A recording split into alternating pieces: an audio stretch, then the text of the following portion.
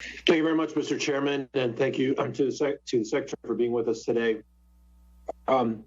During this administration, sir, there's been a shift in what to do with nuclear waste. Can you tell us what you think is the appropriate path forward on spent nuclear fuel storage? Right next to my district is the San Onofre facility, which is now closed, for better or worse, and leaving it on the coast near a military base and near that population just doesn't make any sense. Sure, yes, sir. I'm happy to address that. We feel very strongly in the administration that we have to address the issue of spent nuclear fuel that's currently being stored at all of these utilities all across the country. You mentioned San Onofre. That's a familiar site for me and a familiar topic of conversation for me inside of the DOE. It's important that we address this, but it's also very clear that Congress has chosen not to fund any activity related to what was designated as the final repository in Nevada many years ago. And as a result of that, we are prohibited from moving forward with that particular repository, and we won't move forward with that repository until Congress decides that it will, it may want to do that. In the interim, however, we will focus on some measures that we might take to provide interim relief from the private storage or the storage that currently exists today. We've just begun that process. It will be open. It will be inclusive.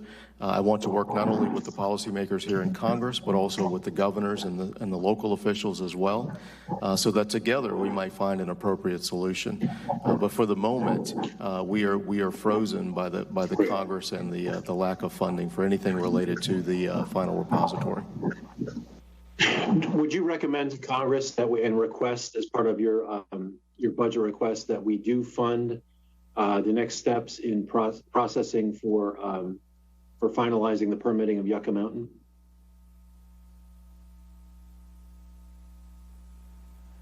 Okay, now it's on.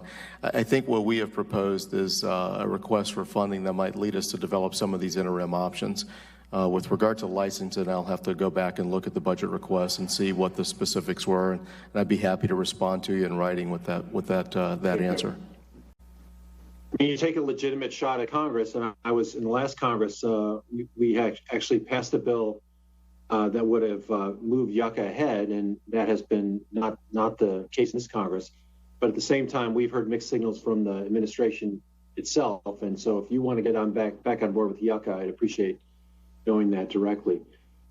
Question about transmission of renewable energy. One of the things I've heard, and I want to see what your opinion is on this, is that one of the obstacles in getting renewable energy from wind farms in places like Texas and from solar farms in places like Arizona is that interstate transmission is difficult to build. Is that your sense? And what is it that Congress could do, if that is your sense, to make transmission of those resources easier to places like Chicago and Detroit where people might need that renewable energy? It is my sense.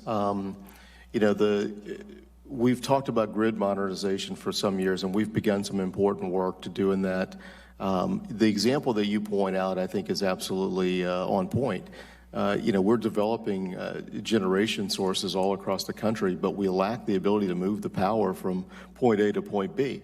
And, much of our electricity grid is, it's many years old, and it's time that we upgrade these facilities. We have to make them smart.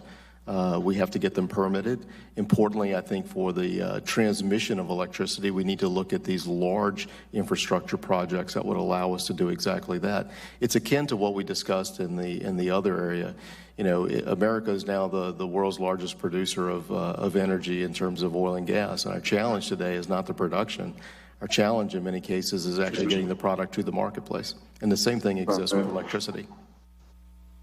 Does the administration support particular reforms for permitting interstate transmission lines that would serve those northern cities, say with renewable sources from out of state? And if so, what particular reforms would you support?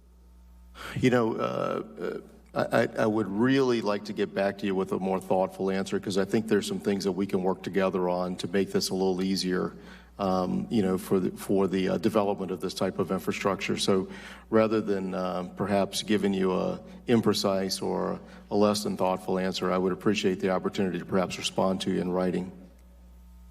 I'll look forward to that, Mr. Secretary. Mr. Chairman, my time has expired. Thank you very much, Secretary, for coming.